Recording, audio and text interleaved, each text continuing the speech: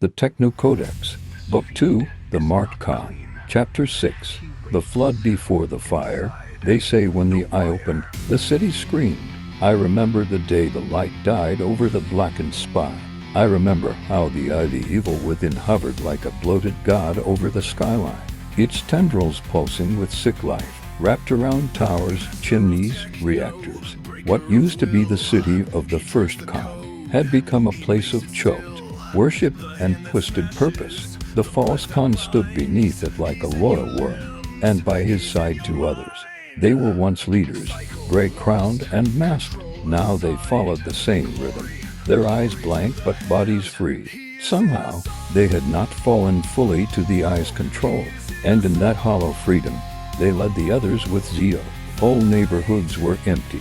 The forests surrounding the city cut, burned, led dry of animal and goblin alike. Drones scouted deeper into the wilds. Strange machines, totemic harvesters, drew power from roots older than the gutworks themselves. And still, the eye grew. But the marked Khan had not forgotten. Across the grappling wastes and through the ruined bogs, his army moved. I was with them. I heard the rally chants green to green. Khans will be done. We were exiles, tribesfolk, dissenters, and free clones. Many bore the scars of obedience injections, but we followed the marked Khan.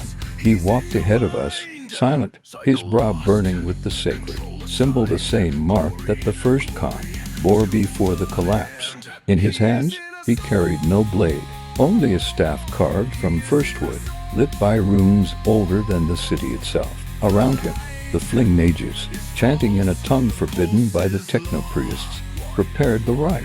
We reached the cliffs overlooking the fallen city just as the ice stirred. Its tendrils twitched in the air. It had sensed us. It had smelled our freedom.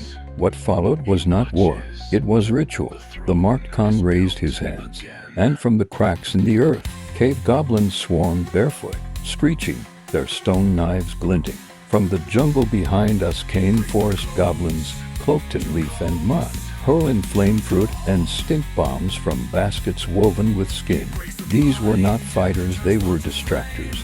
The ice-husked goblins were fast and endless, but still mindless. They surged from the tower like meat waves.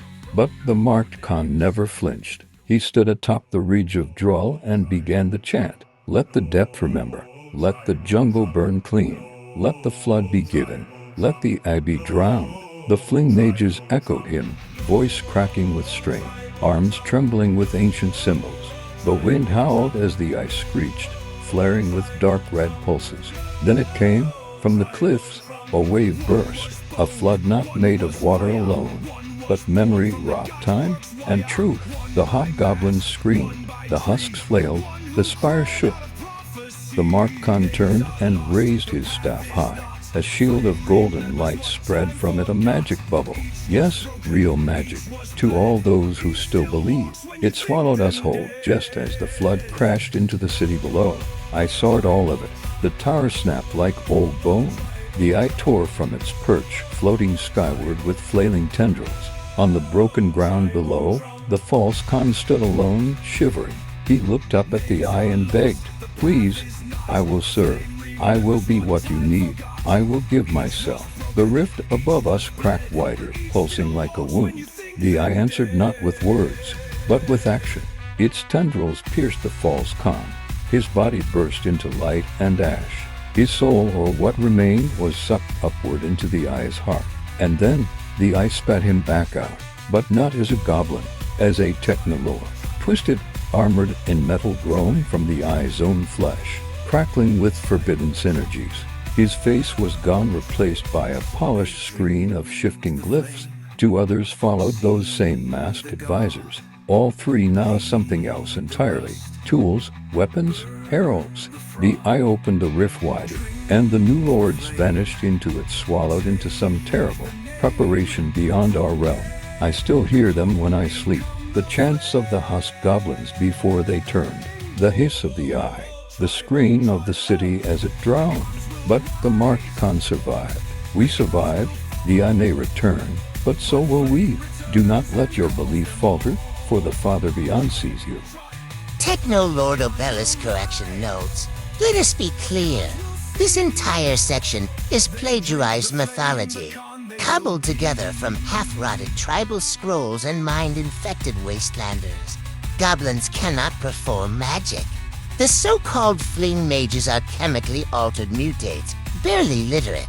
There is no rift. The marked Khan is a glorified exile with a skin infection. The false Khan remains missing, presumed decomposed.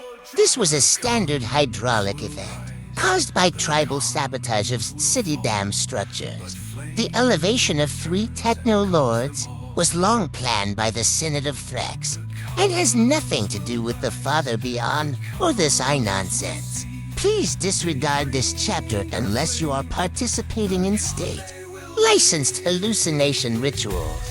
T.L. Obelis, Senior Archivist, Phil Prime. Leave a like, send a goblin signal, and subscribe.